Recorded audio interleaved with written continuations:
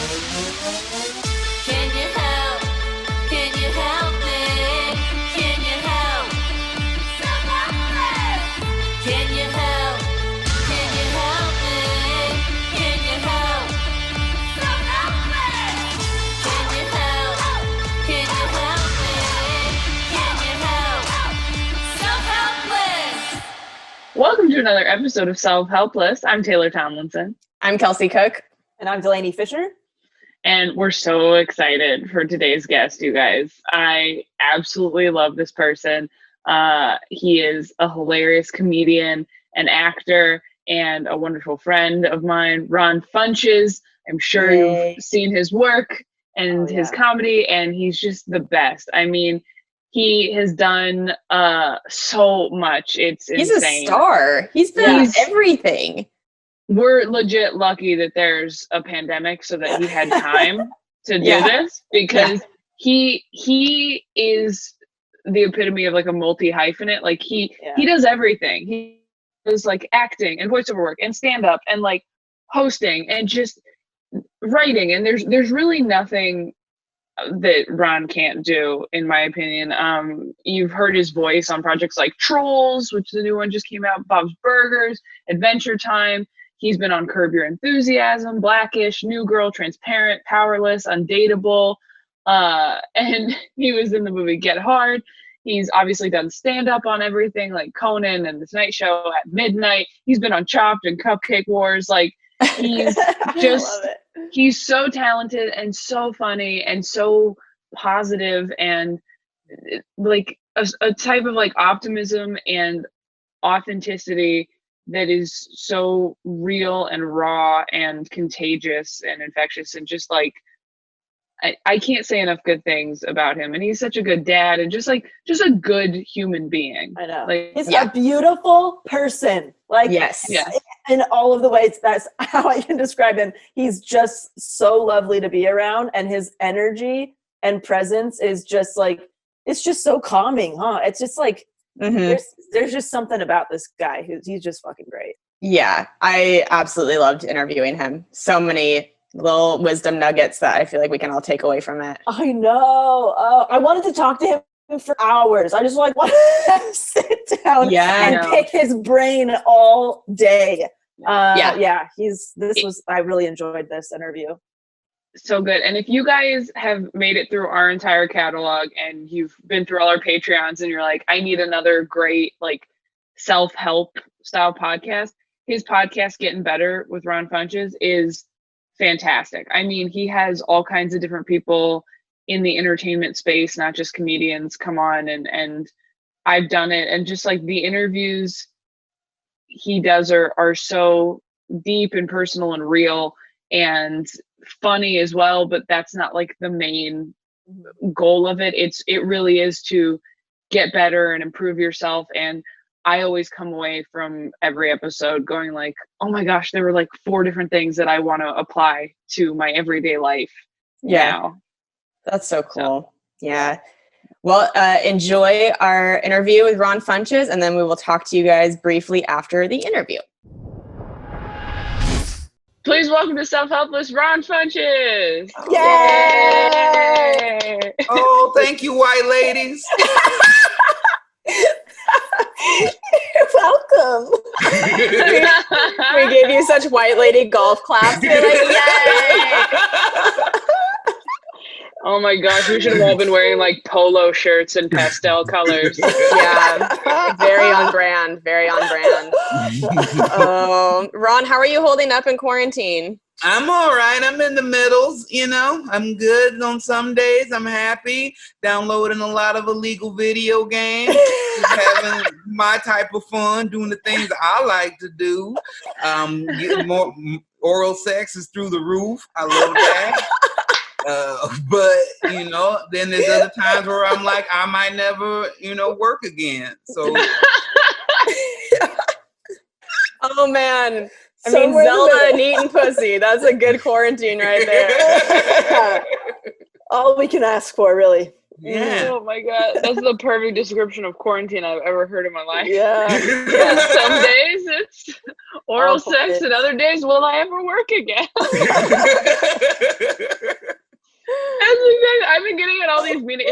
loaded question now to be like, how are you doing? Because nobody's like, great. Right. Everybody's like, today or in general? Yeah. I This was great hour. a couple of days ago, but I got my hopes up. I thought things were going to be ending, and I even went outside and did a podcast in person because I was like, no one's going to get mad in a couple of days. But then I was like, oh, I was wrong.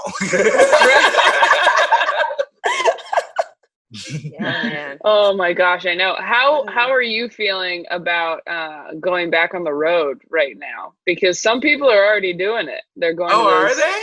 Yeah, people are going to states that are letting them, like Wise Guys is open in Salt Lake City, and the Addison Improv in Texas, and I think Oklahoma City has one open. Like people are doing weekends again this month.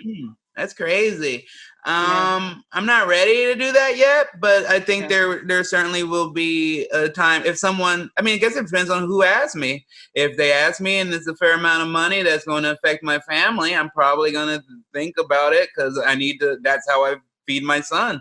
But right now I'm lucky I'm in a position that I have the voiceovers I do, the acting I do, the writing I do, and I can still do a fair amount of those things. So I'm kind of just focused on that and counting my blessings. But and I'm certainly not trying to rush out there. But if it situation arises that it's a good deal for me, you know, sometimes you gotta do what you gotta do. Yeah. Are there specific things that you've been doing during quarantine for self-care to like, I mean, besides like the Mario Kart and BJ's and stuff, that, like, which is definitely self-care. Like that's like absolutely top of the list. But like, what else is on that list of stuff you're doing to make yourself feel okay? Oh, I mean, really, it's been taking opportunity to take stock of what's working for me, what doesn't work for me. Really, it's kind of beautiful that you kind of start like, what do I love? What do I really love doing? Because that's what I'm missing, you know? Right. And so for me, a lot of that is stand-up, is writing. But to keep myself together, I've been doing a lot of meditating. I've been doing a lot of reading, a lot of writing, exercising every day. On my podcast, we had this gentleman, Donick Carey, who's a wonderful writer. He's a writer for that new documentary, Have a Good Trip, on Netflix. And he told me about this acronym that he does called Mr. Awe, MRAWE, which stands for every day he likes to meditate, read, either do some form or watch some form of high art, write, and exercise. And I've been kind of doing that every day because then it helps me keep a schedule. Yeah. Oh, that's great. I love that. That makes sense to me. Yeah. Wow. And how are you, you know, a lot of parents no longer have access to like childcare and teachers and all this stuff. How are you doing with all of that, like caring for your son? I'm just lucky. I'm blessed that I have a nerd of a son who's very interested in his schoolwork and just wants to. He loves following rules. He just turned 17, which means that to him, he is now allowed to watch R-rated movies. He never watched an R-rated movie until now. And oh my gosh. I know, it's not because of me. Sometimes I put them on and he tell me I got to turn them off. So you're parenting your son with your son? Yeah, he helps me. He's like, this is too much for me.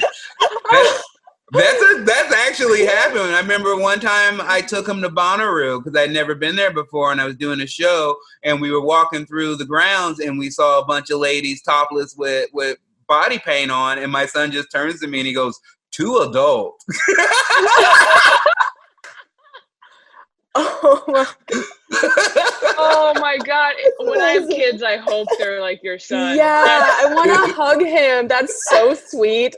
Like, too adult. Yeah. He's sitting in the movie theater covering his own eyes. Yeah.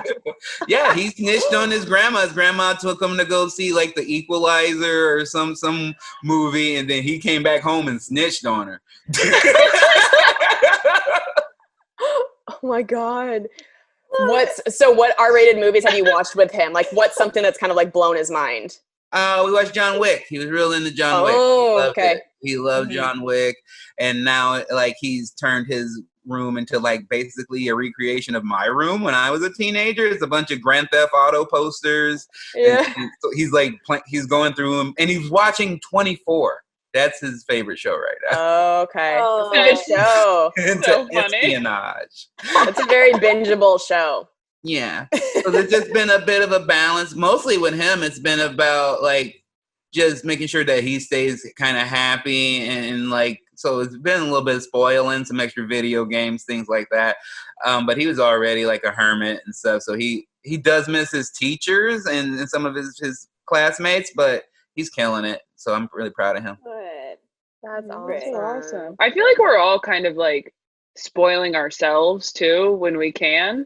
I mean, none of us are children, so we're all self-involved monsters. So we're just like, how can I spoil me today? But I mean, have you been doing that for yourself too? Where like, you know, again, besides like video games, what are things that you've maybe bought or indulged in or binged or something that you're like, I wouldn't normally have done this, but I need like a pick me up today. I mean, I'm kind of been going the other way with it, to Really? be honest with you. I've been more like, oh, I need to save. I need to not spend Right. these things I don't know when I'm working again. And so I kind of put a kibosh on my sneaker buying and most video game buying, which is why I'm downloading them illegally. What a great life tip. We're always looking for like hacks and tips on here, and it's just like break the law. Like, Yeah. Just a little bit. Yeah, Great small way. ones, not big ones. No, yeah, no one's looking. So I've been mostly just trying to, like the first month of this, I was really treating myself like with overabundance of smoking pot, with like just sleeping a lot, and then I had to reach some point where I was like, well, like this isn't. I'm not helping anything, and I'm not helping myself from when this is possibly over. And so I kind of had to start making a schedule of myself and still what I'm going to do in a day. And that's why I started that Mr. Awe stuff. And then I'm just mostly like, what does my fiance need? What does my son need? Like what's been cool for me is to kind of look around and be like, oh shit, I now have time to play with the toys I already bought instead. oh yeah. Yeah. Instead of buying a bunch of new things, I'm kind of like, oh, let me dig out my little VR headset and play with that. Yeah. We've done a few episodes on like being a couple during quarantine. How have things been going with you and your fiance? Do you feel like it's been overall good? Have there been some struggles that you didn't encounter before? Of course, there have been some struggles. I think we both, we're going through the trauma of it in our own way. And for a little bit, that was me kind of being like, I need to be in control. And I'm like keeping charge of everything and ordering all the food and making sure we got everything. And then she kind of needed to withdraw for a little bit. And I kind of took that personally, that she wasn't helping. And so we just kind of had to talk about what we both needed and what we both wanted at that time. And really ever since then, we've been killing it. Like I've told her as a joke, I was like, I was 85% sure I wanted to marry you when I asked, but since this quarantine, 100%. I love the honesty. Oh, yeah, so it made you stronger. So did you guys have to like postpone your wedding and stuff because of all this? Did you have a date yet, or? We didn't really have a date yet, but Yeah. if anything, it actually might move it quicker so that we will do a little just thing with each other and then do a ceremony when we can. So Nice. I don't know really, but I think this has been a big thing to like show you, like, is this the person I really want to be with or not? Because we're quarantined together. That, especially for a comedian, I was used to being home only 2 or 3 days a week. So that was a big adjustment. And then I had my feature staying here for a month, and I know she hated that. I'm sure Taylor already knows about that. I love Ron's girlfriend. Or his fiance. I'm sorry. It's okay. People says that she's your friend, and I don't know her. But it was really like coming together through this, like, oh, this is my person. This is the person I want to be with when things are good or bad, because we're still having fun. Like, we're still just barbecuing, watching TV together, picking out shows to watch together. A lot of 90 Day Fiance. Yes. Mhm. So if anything, I'm just more and more in love, and like, yeah, this is my person. So I'm real excited about it. Oh, that's I really love that. Yeah. Yeah, you're seeing how people react under extreme stress. And for some couples, they haven't been able to really see that side of their person yet, you know? And so I think it's making couples grow together much more rapidly than in any other situation, or grow apart, you know, it depends. Yeah, well, absolutely. But I think either way, it's good to know. Is good to know. So yeah, Yeah. And I like knowing that. It's really nice, and she's just really been like a rock for me and a place to go and see, like, hey, like, even if everything's falling apart, we still have fun together and we still laugh together. And to me, that's beautiful. I can't wait to get married. Oh, That's That's awesome. so nice. You two are like my favorite couple. You're both just such good quality people individually, and then together it's just like, I mean, it makes me so happy every time I see you post. The post you did the other day about how you used to call her robot because you thought her picture on the dating app was so pretty. You're like, that's fake. Yeah, she only had one, and she only had one pick. So I was Right. pretty sure. I was like, this is Also, not. her weird. Yeah, like, but I'm like, I'm Unabomber. bored. Whatever. I'll talk to Robot. this robot until she wants money from me. And that's such a great story of like how you guys came to be. Oh yeah, I didn't know that you met. So you met online. Which yeah, we met on Bumble. We met on Bumble. nice. Shout out to Bumble. Please give me more checks. That was the only way she let me post a picture of her, Taylor, that there was money involved. So Not know that. I was like, oh, they've reached a new level. No, you know she don't want that. You know she don't. I know. Oh my god, that's hilarious. Oh man. We try and get these checks. Is your fiance in entertainment as well, or is she doing something completely She's different? a writer. She's Oh, a cool. great writer. She's really she's a baby writer. She hasn't sold much things, but she's really good and she's really funny and intelligent. And I always run my things by her. She's been a great sounding board for me when I write. So that's kind of how we help each other. And that's also good for our relationship because it's not really competitive, you know, like she knows she can never defeat me.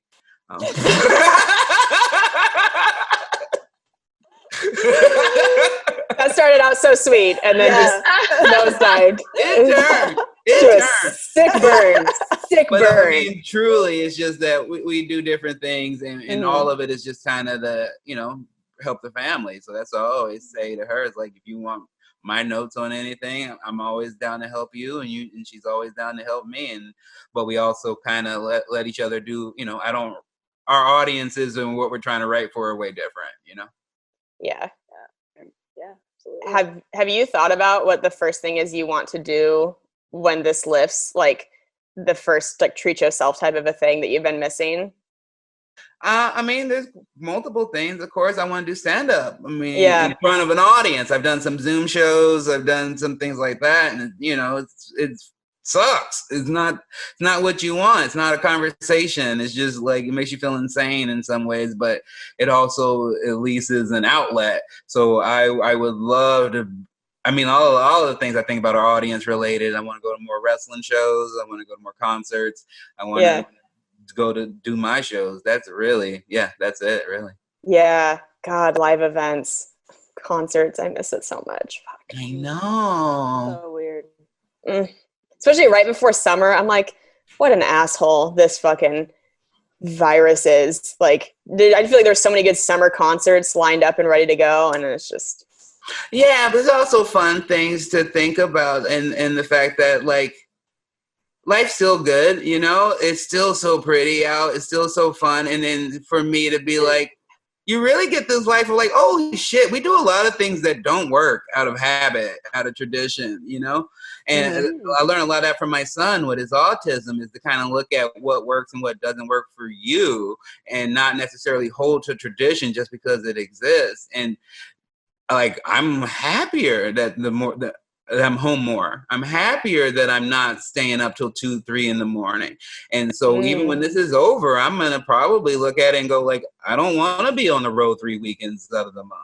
I don't think that's, I mean, that was ego. That was ego based of me being like, I gotta be the best. I gotta show these people. But sitting at home has made me really sit back and go like, when I started, all I wanted to do was to be able to feed my family. I wanted to have a good half hour because I loved Mitch Hedberg's half hour. I wanted to have a good album. I wanted to have a good hour. And I've done those things. And so to me now, I'm kind of like, well, shit, it's all icing. Like, why am I so like, I got to get everything when I've achieved it? My 12-year-old dreams I've achieved. Oh, I love that. Yeah, that's awesome. That's an awesome way to look at it.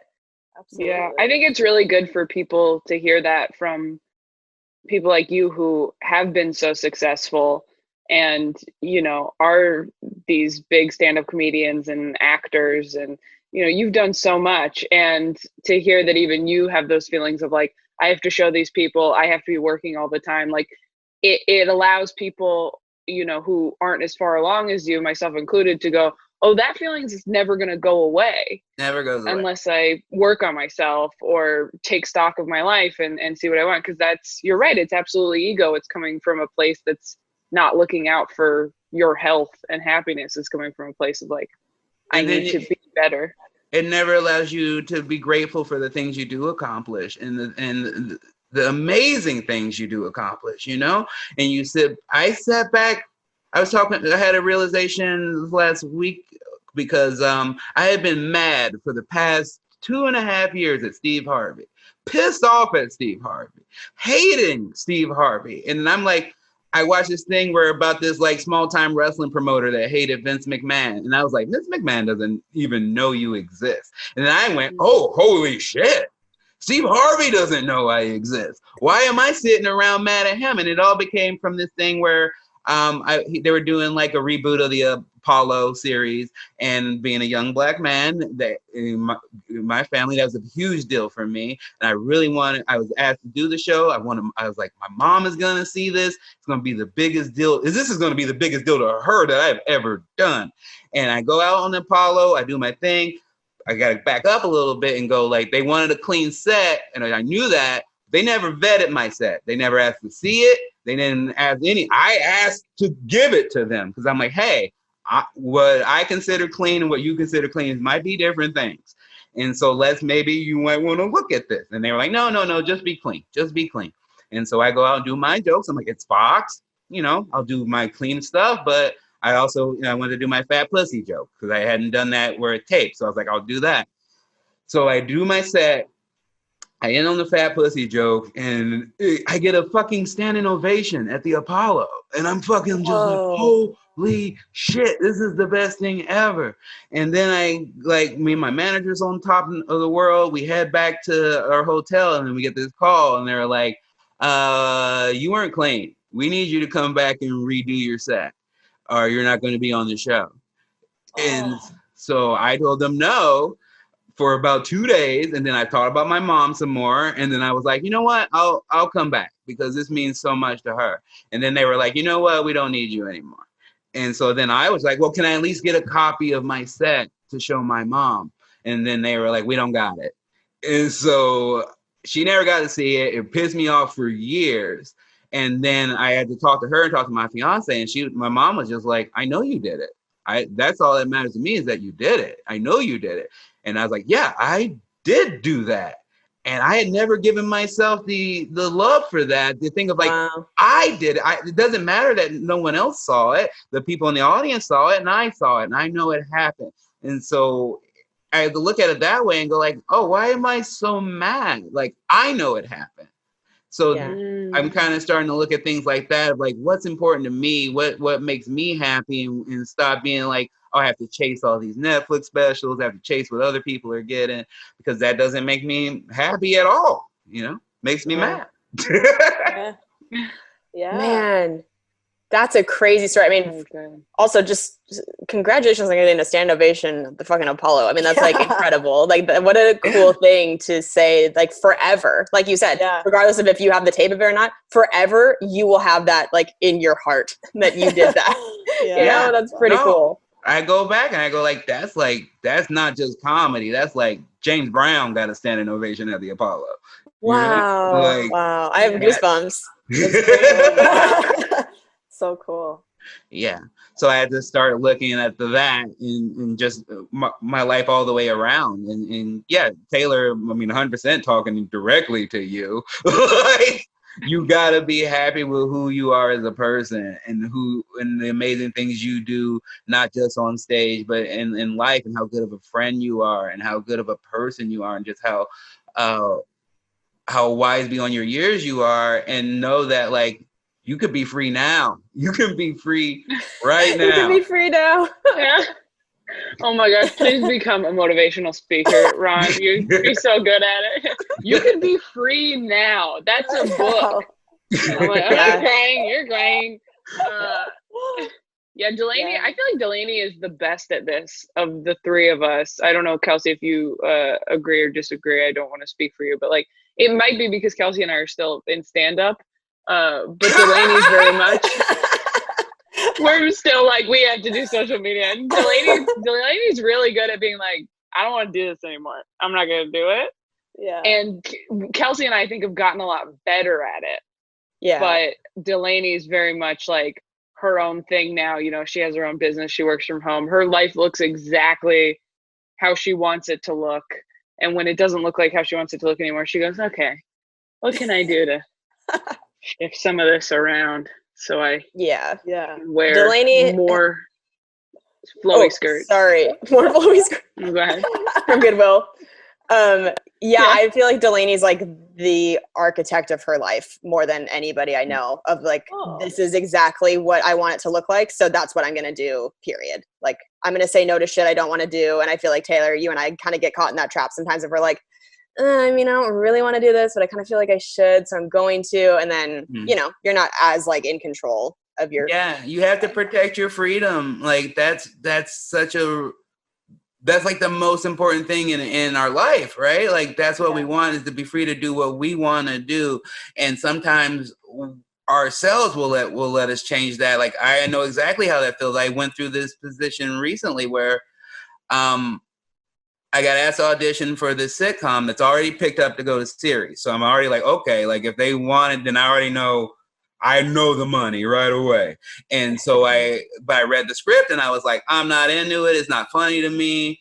It's just not my jam. I'm going to continue working on my project. I've been writing the show about my son for like 6 years now. So I was like, I'm going to continue working on that. We're getting closer and closer to that. If I get locked up in this, I'm going to have to just focus on this. And so I let it go. And then they came back during the pandemic and were like, hey, we still haven't found the person we want.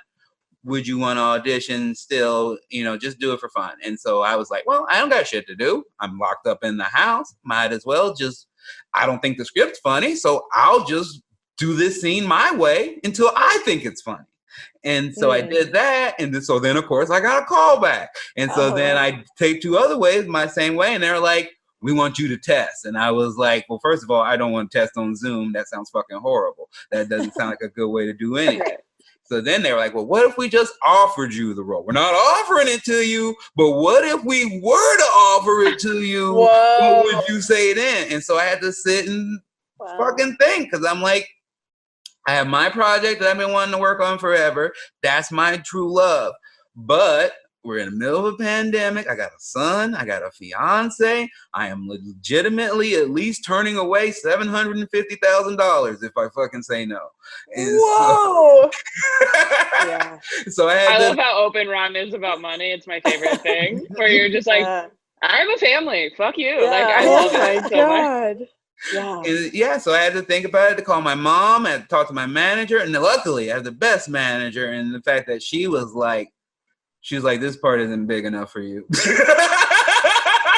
Whoa! Oh, that's She's such like, a good manager. yeah, she's like, you can do better. She's like, this is the stuff you were doing since you were on Undateable. So this will always be here for you. So if you want the money, if you feel like you need the money, go ahead and take it. But I'm telling you, you don't need it.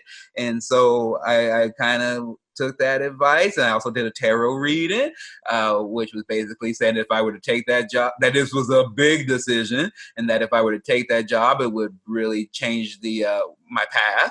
And so I turned it down, and felt horrible for a while that I let my family down, and I would even tell my fiance, I was like, I owe you guys $750,000.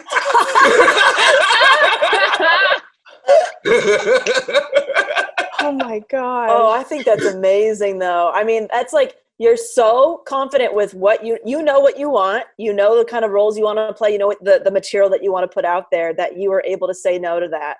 Like, I think that's amazing, because it's going to make you available for that thing that you really want to do. That's of course where it's going to lead you.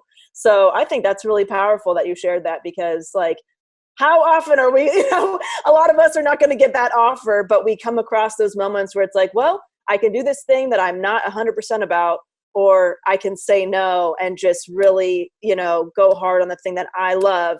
And, if I'm enjoying the process, that's enough even, Yeah. That's so it motivates you, especially when I don't feel like writing. I go like, well, remember what you turned down, you better get back to writing. And but I worked on it, I worked on Undateable, and that was so much fun because they were all stand-ups and we were all new. But then I worked on a few other shows since then. So I got to see like, oh, this isn't all fun. This is a job for real. And I didn't want to be on a show where I was like, oh, am I funny? I'm not sure if I'm funny. I don't know what's going on. Like, so many places they don't want to play. And I just think when you get in this business, you get so, especially when you start, you're like, well, anything would be great. Anything you want me to do, I want to do. That sounds great. And you learn very quickly that people can take advantage of your talent, take advantage of your time. And then they will use you to help build up their projects. And then when you're done, you don't have anywhere to go. They only know you from that, and that might not be who you are, especially as a stand-up. If you do multiple, like stand-up and act, you have to think a lot about those roles you're taking, because then when you go back on the road, you might only be known as that guy from that show, and this character on this show, I mean, I guess when I talk in general, it doesn't make much sense. So specifically, this character in this show was kind of a misogynist. He was kind of like an asshole. And I was like, well, if this takes off and that's what I'm known for, my comedy is the opposite of that. So people aren't going to know who the fuck I am. It's so much bigger than just that money offer. It's like you have to look at that ripple effect of so many other things. Do you do tarot card readings often? No, not much anymore. When I was in my late 20s, early 30s, all the time, to the point where I was like a prisoner of it. I wouldn't make a decision without it, so I had to stop. Wow. To do it. Wow. But now if I have like big decisions to do or anything like that, I have a couple of tarot readers that I trust that I will have them do some readings for me. Fascinating. Can you explain what that is? Because I don't know exactly what that You don't know is. the tarot? I know it's cards. I don't. I know that do you just pick one and then they go, oh, you picked this one and that's what this card means? They can, but that doesn't sound, no, okay. That sounds like a magic trick. That doesn't, but that's how I see it too. Yeah. You guys is it when you pick a card and then they show it to you? I never have. Yeah. The quarter in your head. I've also never had tarot, Tay. We've talked about, do you know Karen Rontowski, Ron? Yeah. Okay. I want to have her on our show to do tarot because we haven't had it done. Didn't you guys do the Karen and Kira's podcast and get your reading from them? No. Oh, it was very good. Anyway, Ron, continue with the tarot. Yeah, no, I'd love to. I mean, obviously, I'm not like by any means an expert, so I don't want to be like, this is what it is. But I'll tell you a little bit about my history with it. I grew up in South Side of Chicago and moved to Oregon, and so it's way different. In Oregon, that's where I learned about like a lot of hippie stuff, crystals and cleansings and things like that of that nature. So when I got my first tarot reading, I was a very skeptical person. I grew up in the church. My mom is, super black church lady. So she was like, that's devil shit, basically. And so I kind of avoided it. But my very first tarot reading was on a Halloween party, maybe about 16 years ago. And when I went and got this reading, it was from an aunt of my best friend. And she turned over, she did it, how she did it was they had a spread. She did like an 8-card spread. There's a lot of different spreads, 3-card spread, 8-card spread. You can just ask a question and do 1 card. But she did a spread for me. And then the look on her face just changed dramatically. Like she was pissed off.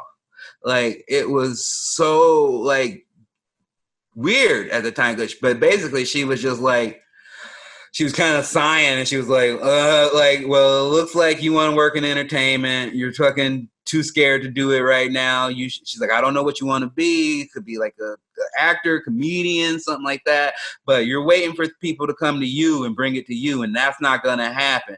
She's like, but if you put the work in and if you are actually to take this leap, it's going to come to you a lot quicker than you'd even imagine. You're going to have a great life. And then she was kind of like pissed off. What? Oh my god! Like pissed knowing that you were gonna be like super successful. And hilarious. She's like, this is some bullshit. Yeah, not like in a negative way, but more in the like, how dare you be so afraid to start that I'm looking at all these cards and they're all like, your shit's gonna be amazing. And that kind of like started my journey with tarot. And my ex-wife was she was really into reading cards and doing that, and so I would have her do my cards. And I just got deeper and deeper into it. There are different decks, Rider-Waite decks, Doreen Virtue decks, just getting into different shit. And so when we got divorced, that was one of the things where I was like, I think a big mistake a lot of people make when they leave a relationship is that they try to reject everything about that partner, that they, even the stuff that they liked, and I was like, this tarot thing had been working for me, and being more intuitive and more sensitive had been working for me. And so I didn't want to turn away from that. So I just still been into it, been interested in it. I just don't do his readings as much, but I go to a lot of weird shit. Yeah. Oh, I love it. This is the podcast for you. We're into all sorts of feng shui, weird shit where it's like, we're pipe circles with my acting coach. So. What's that? Wait, I want to hear about other weird shit you've done. I've been doing tarot since I was a kid. I've been getting my tarot read since I was a kid, so I love it. And I've had some very accurate readings. That's so crazy that me and you are the ones that do tarot, and they're saying that me and you are the ones that are successful and happy with our lives. That's so crazy, isn't it? That's so weird. Taylor, we better get some fucking tarot people. Oh man, it is. If anything, it's just today. Fun. It's just so fun, and to talk to somebody about it. And like, I think, it's kind of like a mix of like an energy reading and the cards. I've always really liked it. And I always leave feeling good. You know, it's like, I don't know, whatever that is that you do in there. It's just like, I feel like a weight's always lifted off my shoulder after a reading. Yeah, tarot is just that friend that tells you the like honest truth, even if you don't want to fucking hear it. So like sometimes you're like, fuck you, let me pull a card again, or you end up crying over some shit, but like at the end of the day, it's always telling you the truth.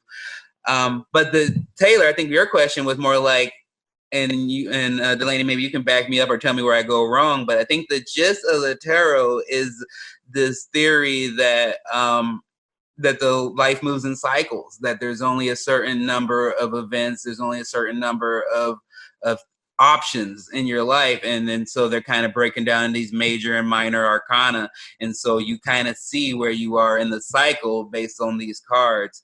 I mean, that's like very weird way to put it, but that's kind of how I view it.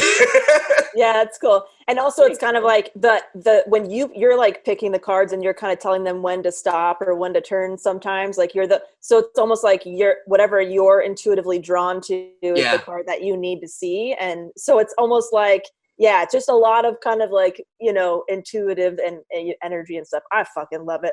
Yeah. So cool that you do that, Ron. I mean, a lot of people who I looked up to, and the more and more research I had done was just like, it's not a lot of things people are open about or talk about, but a lot of people who were really successful or I was really looked up to, it was something that they swore by. And so I was like, I'm not gonna fucking, if they're doing shit and killing it, why would I run away from that? Just because my mom says it's from the devil. You know what's also cool about it is like it usually just helps you make a decision, and being decisive is how you're successful. You know what I mean? Yeah. Like you have to make big decisions to move forward, and I think that's what it's a great tool for. What other kind of woo-woo stuff have you tried? Well, you know, I do my vision board parties that we do every New Year's Eve. I go to the pipe circles with my acting coach where we kind of like set an intention and just kind of like make prayers for the world. So it's a weird event. We all kind of like, you get chosen a spot based on who they feel you are in the universe, and I am a dream weaver, so that makes me feel good.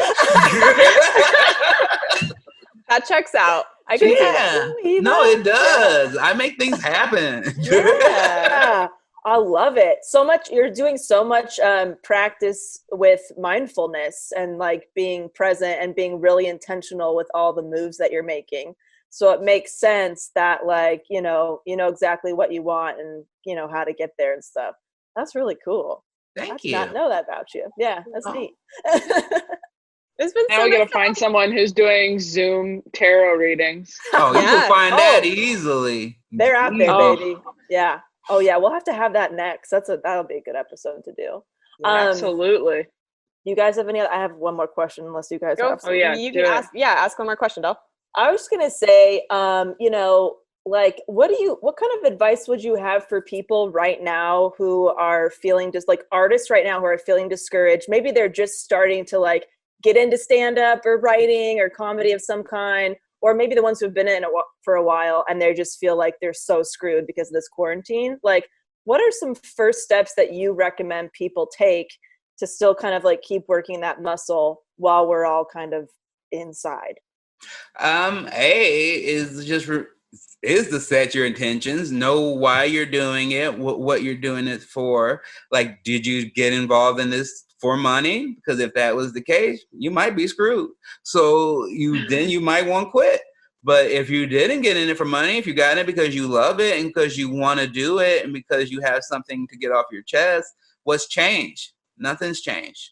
If anything, it's giving you, this chaos is giving you new opportunity. There's new beginnings, a new lack of structure. And so there's all these new things, the Zoom shows, there's people starting all these new podcasts. It is a time, if we're doing something and it wasn't working for you and you were just doing it, there's time to take a break and make a change. So I say nothing really changes art-wise other than like knowing why you're doing it. If you were doing it with bad intentions because you're like, I'm going to get rich and famous, you're probably fucked. Like it's probably going to be harder and harder to do that now. But if you're doing it because you want to create and because you have a different style and you just have to, then nothing can change and nothing can hurt you and nothing can bother you. You're going to have to, I think one of the biggest things that I believed in before this, that I certainly believe in now, is to diversify, work in different areas. You know, like I am completely blessed by the fact that I have Trolls came out like the week or two after all this shit started and was #1 movie in the world. So then I got a big old check. So I'm feeling okay, you know? That's awesome. But if I didn't do that back in the day, if I was just like, oh, I'm just a stand-up, I don't want to fucking do that. Why would I want to do other things? Like, that doesn't make any sense in any business, you know? Yeah. To not diversify. So I just would say, look at that. And I think that's all I look about what comedy in general. I think we're going to end up more in the back in a vaudeville type territory where you're going to want to be a jack of all trades so that you can try to get money wherever you can and just, you know, freelance like normal. Yeah, that's great advice. Oh, Seriously. so good. And can I ask you, Ron, like, what was the first step that you took once you realized, ooh, I really have an interest in this? What was like the very first thing that you did to like move forward? For stand-up? Yeah, just when you knew like, I want to be an entertainer, or I want to do stand-up, or I want to write comedy. What was that like? Do you remember the first kind of thing that you did? Yeah, I researched. I read and I looked at. That's the thing I've always been into is look at the people's careers you want to emulate and see what they've done and the steps they took. And that's, 100%. I didn't even know that was a good idea. but I do really believe in that because when I first started, I would look at comedians and main example was like, oh, I love Patton Oswalt. I love his career. I love that he can do movies and TV shows, but also is a stand-up that people respect 100%. And I was like, I want to be like that. So let me see what Patton's done. And so I went through his history and I saw that he had done the Seattle Comedy Competition. I was in Oregon and I was like, well, fuck it. Let me go do the Seattle Comedy Competition. Oh, the Seattle competition. Yeah. Okay. Yeah. Sucks dick. It was a horrible time. Oh, PTSD. But I also knew that. I knew that going into it, that people who I looked up to, like Patton, the only person who had done well that I looked up to was Mitch Hedberg, and he got second place. And so I knew, hey, I should probably go. And if I bomb out, I'm probably good. Right. Because they're going to want hacky shit. And that's what happened. The hackiest guy won. All the people who I liked were all bombed out in the first round. But then you go 10 years later, those people who bombed out in the first round were like me and Ahmed Barucha and Cy Admonson and all these other comedians that are still working today. And the people who won it, I don't know what the fuck they doing. They're probably not doing well because they just wrote comics and, this. Right. Wow. Oh, so interesting. That's such good advice. Such good advice. Yeah. Find your mentor and then reverse engineer how they did that shit and start there. I think that's amazing advice. Yeah. Thank you so much for coming on, Ron. You're an amazing guest. Oh, thank you. If you guys haven't listened to Gettin Better, Ron's podcast, it's so good. I mean, for our audience, there couldn't be a more perfect podcast to go check out if you haven't seen it for our listeners too. I love it. There's like every episode has multiple things that I want to write down and go like, oh, I should remember this every day. Oh, that's great. Yeah, I agree just for myself. That's, again, like I had Donick on, and because him coming on my podcast, that acronym, that Mr. All thing, I have been living that because of him. And I get so much. I get great guests from different areas like comedy and pro wrestling. And I have a rapper from Bun B who's going to be on my show. And he gave me some of the best relationship advice I've ever received. And I loved it. Yeah, I'll share it right now. Please. I want it. That me included, I think he said a lot of men think it's their job to be a provider for their partner, and they only look at that monetarily. They only look at that as far as like providing a house, providing safety. And he says that is both partners' job, but especially as the man of the house, to provide your partner with a peace of mind. That is your job, to make sure that they are always feeling peaceful and loved and not feeling stressed out in the relationship, not feeling like they got to worry about you cheating on them or you talking to somebody else. They should always be able to look at you and feel more relaxed than they were with the regular world. And so I've been really looking at that way now, instead of just being like, I gotta make sure, I can buy her things, in which, she don't even really want shit. But I'm more like, okay, it's my job to make sure that she has a peaceful night's sleep. I love that. That's perfect. So good. That's awesome. So nice. I feel like I've said the words "I love that" after everything you've said. I probably, if we could cut that up and it would be I've said it 7 times. Yeah. I love that. I really like, you're somebody that I could talk to all day, Ron. I mean, like, there's so many layers to you. And Thank you for seeing that. Yeah, there's so many things that I was like, I have a million more questions, but obviously, we have to wrap up. But yeah, you're a freaking awesome guest. Thanks for doing the show.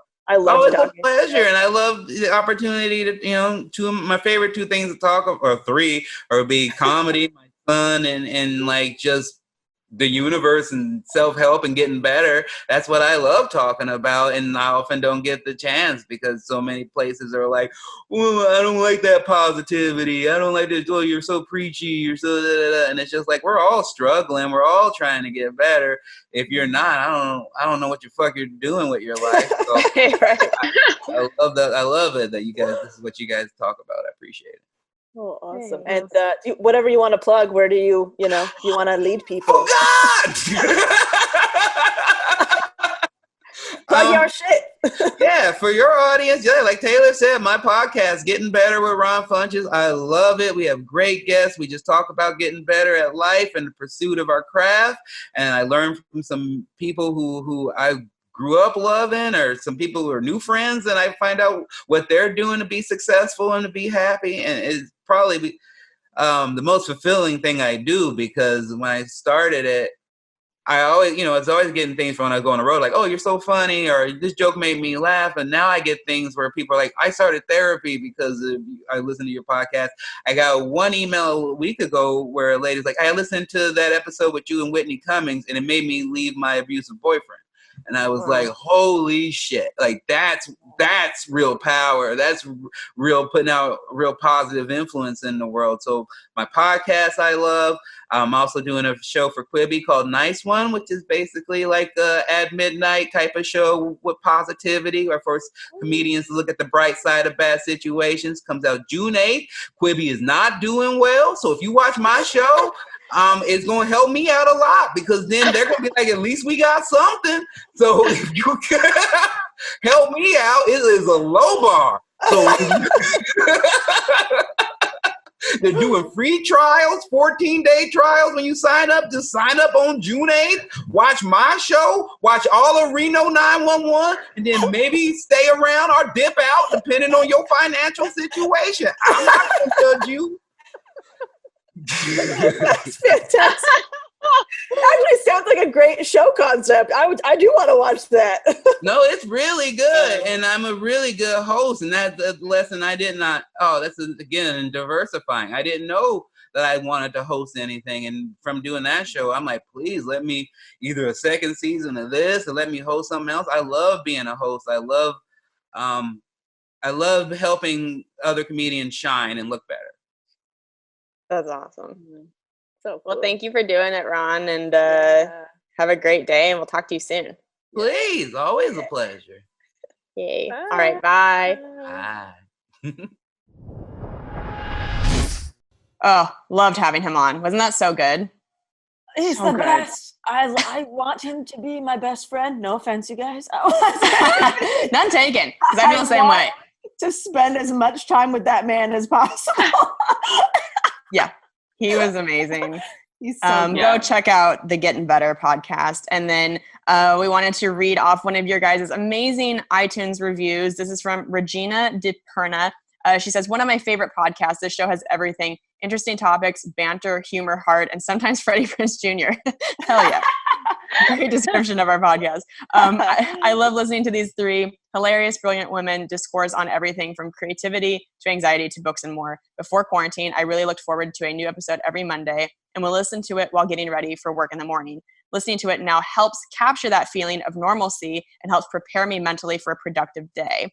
Thank you all for everything you do. P.S. Delaney, I definitely plan to do some creative consulting with you at some point. Oh, that's so nice. That's so nice. It made me feel so good reading that, knowing that because everybody's routine is so messed up right now, and a lot of people have said that they aren't listening to podcasts as often as they used to because they don't have like their morning commute. I love hearing somebody that's like, this is important for me to do to set myself up for productivity and make me feel like it's part of my routine. I was like, I love that we can contribute to that at all. Yeah. Same. So nice. Such a nice review. Thanks Such for a taking nice the time review. to leave that. Yeah. So sweet. Yeah. Please go leave us a 5-star rating and review on iTunes. Yeah. And I think that's it for this episode. Yeah. Mm-hmm. Yeah. I think the only quick to fuck I have is Cam's handlebar mustache that he is keeping until quarantine is over. Wow. Apparently. Well, that's going to be here a while then. Yeah. It's so on brand for Cam. Yeah. It's like, I have a handlebar mustache. Yeah. That's my life right now. So I'm so Doing sorry. Prospector Cam. Deepest condolences. Just he insists on keeping it. There's nothing I can do. It's here to stay. So That is so funny. Yeah, Sam shaved like a goatee last night, but he only kept it for like 2 hours. Yeah. And I didn't even take that much issue with it because I'm just like, I'm shaving far less. But he shaved it off pretty quickly. But yeah, Cam committing to. it's been weeks. That's amazing. And he like talks to people outside, like when we're on walks with Maverick. He'll like, I'm like, you're not embarrassed that people see this on your face? He's like, no, I don't fucking care. Like, Cam's my God. hero. Yeah, we all need a little Cam in us. You need it's physically in you. You need the yeah. Yeah. You know what I mean? Yeah. Spiritually. Yeah. Emotionally, yes, 100%. Yeah. Well, All right. Well, we love you guys. We're about to record another episode, and we will talk to you next time. yeah. Bye. Bye. Thank you guys so much for listening to Self-Helpless. We love you guys so much. There are a few different ways you can support our show. You can leave us a 5-star rating and review on iTunes. It really helps us move up the charts. You can also tell a friend about the show, post it on social media, and you can join our Patreon. It's where you can get bonus episodes from us and lots of really fun content, ways to interact with the show. That's at patreon.com/selfhelpless. And if you go to selfhelplesspodcast.com, that's where you can get links to all of our individual stuff. Delaney, where can people find you? You can find me at DelaneyFisher.com. You can find the online courses there, one-on-one creative consulting, watch my comedy special, and find Dicks by Delaney there. Perfect. Tay, where can people find you? You can find me on ttomcomedy.com for tour dates and links to everything else social media-wise. I am at Taylor Tomlinson on Twitter and Instagram. Perfect. You guys can find me at kelseycook.com for all my tour dates. My Instagram is at kelseycookcomedy. Twitter's at kelseycook. Please be sure to watch my foosball web series on YouTube called Wrists of Fury. I've had Delaney and Taylor on together. It was such a fun episode. And you can download and buy my album Savor It on iTunes, Spotify, anywhere you find comedy albums. We also want to give a shout out to our amazing producer, Lauren Mahoney, and our amazing editor, Emma Erdbrink. We love you guys, and we will talk to you next time. Bye. Bye.